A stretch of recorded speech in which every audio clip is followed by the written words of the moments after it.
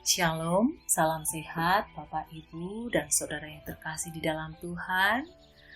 Mari kita bersama mengawali renungan sapaan iman GKJ Margulitan Surakarta di dalam doa.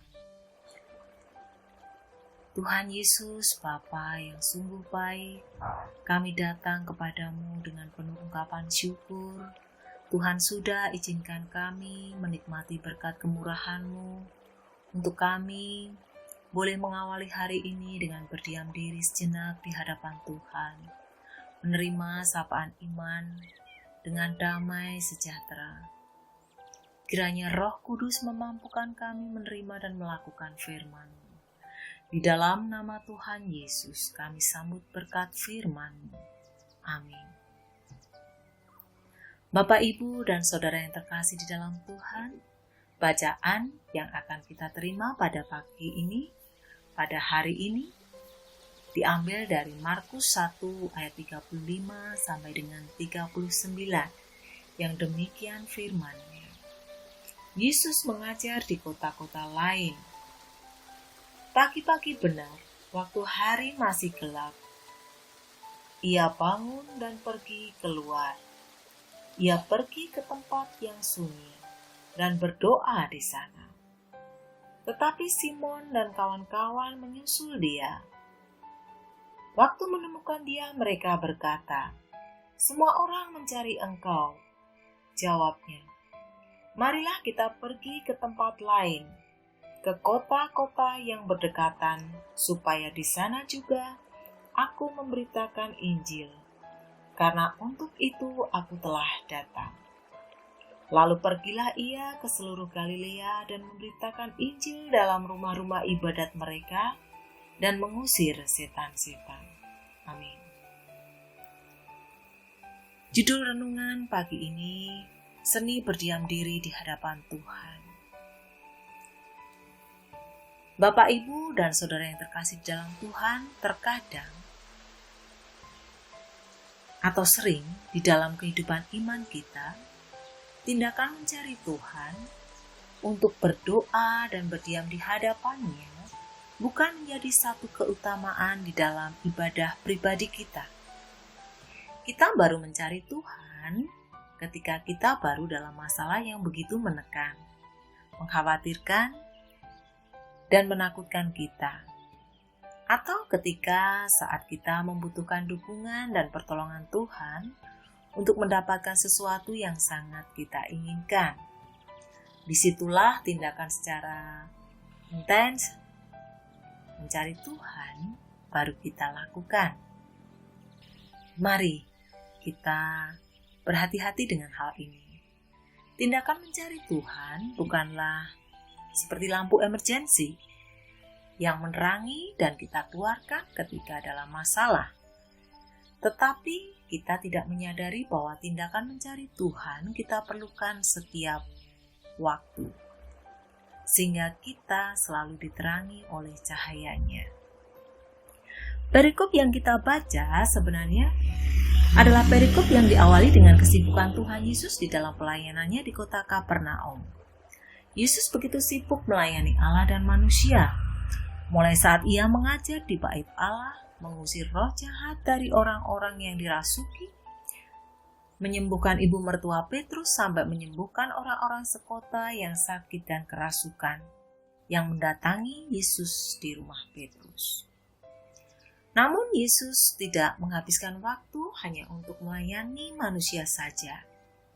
Markus 1 ayat 35 menyatakan, pagi-pagi benar, Yesus memulai harinya dengan berdoa. Pada ayat 35, Simon yang bangun pagi-pagi tidak menemukan Yesus karena ketika orang masih tidur, Yesus pergi keluar rumah mencari tempat untuk Ia dapat menyendiri dengan Bapanya. Pada ayat 36-37. Adalah menarik untuk melihat bahwa di hari sebelumnya Yesus melayani orang-orang yang membutuhkan Dia sampai jauh malam. Meski begitu, kesibukannya hingga larut malam itu tidak menghalangi Yesus untuk menyediakan waktu bersekutu dengan Bapanya pagi-pagi benar. Tindakan Yesus ini menyatakan bahwa berdoa merupakan satu persiapan penting yang harus Yesus lakukan sebelum ia memulai harinya. Dan ketergantungan kepada Bapa melalui doa membuat ia dimampukan untuk melayani dengan maksimal. Mari Bapak, Ibu, dan Saudara yang terkasih dalam Tuhan, waspadai kesibukan kita. Yesus paham tentang hal itu.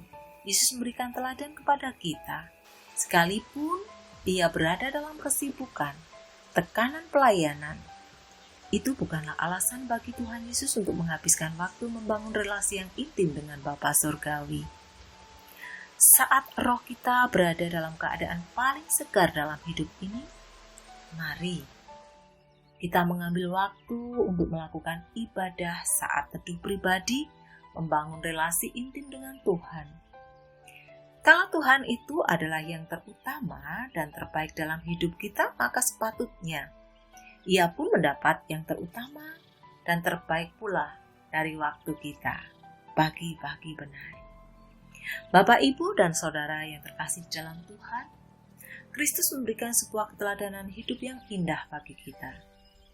Karena meskipun Ia adalah Allah yang menerima doa umat manusia, tetapi anak Allah yang menjadi manusia, sebagai anak Allah yang menjadi manusia, Yesus tahu bahwa Ia pun perlu untuk memanjatkan doa. Meskipun Yesus memuliakan Bapanya dengan melakukan pekerjaan-pekerjaan yang baik, tetapi Yesus tetap menyediakan waktu untuk menyendiri bersama Bapanya. Supaya membangun relasi itu tetap terjadi di dalam kehidupan Kristus dan Bapa di surga. Pertanyaan untuk kita renungkan, bukankah sepatutnya bagi kita setiap orang percaya yang ingin juga menggenapkan seluruh kehendak Allah atas diri kita, kita pun menapaki jalan yang sama. Saya bersyukur mempunyai ibu yang selalu berdoa dan berdiam diri di hadapan Tuhan di pagi hari, di pagi-pagi benar. Ada satu waktu saya ngobrol santai dan bertanya kepada ibu, Bu, Ibu, apa yang panjenengan dapat dengan berdoa dan berdiam di hadapan Tuhan yang selalu saya lihat setiap pagi sekitar 10 menitan itu? Beliau berpikir sejenak, berhenti sejenak, kemudian menjawab saya, itu apa ya? Malah ono sing ilang ki, dah. Saya terusik, apa yang hilang? Apa yang hilang? Apa yang hilang? Ibu saya menjawab, sing ilang ki rasa kuatir, sedih, loro ati, yo keh. Bar kuwi aku ki luwih enteng, luwih tenang. Luar biasa. Berdiam diri di hadapan Tuhan bisa memberikan suatu kehilangan. Ya, kehilangan kekhawatiran, kemarahan, depresi, kecewa, sakit hati, kerasukan, ketamakan, kebencian, kesombongan yang akan membuat hidup kita jauh lebih tenang dan damai. Melalui relasi intim dengan Tuhan inilah setiap orang percaya menerima kekuatan untuk menjalani panggilan hidup yang unik, yang penuh dengan tantangan. Kita adalah manusia baru yang terus-menerus diperbaharui untuk disesuaikan dengan gambar Kristus. Bapak, Ibu, dan Saudara yang terkasih di dalam Tuhan, ini artinya kita masih berada dalam sebuah proses, masih ada dalam sebuah pergumulan. Ketika kita membuka diri di hadapan Tuhan dalam kesendirian, maka disinilah Tuhan memberikan kekuatan bagi kita untuk membersihkan segala sikap dan sifat jahat yang melemahkan kita untuk hidup sebagai manusia. Manusia baru yang masih membutuhkan atau masih butuh diubahkan, dikuatkan, dan mendapatkan kasih karunia. Mari Bapak, Ibu, dan Saudara yang terkasih, kita diingatkan kembali untuk mendisiplinkan diri, membangun relasi intim dengan Tuhan. Bapa di surga akan disenangkan, Kristus semakin dipermuliakan dalam hidup kita, dan kuasa roh Kudus akan semakin nyata di dalam setiap langkah panggilan hidup kita. Amin.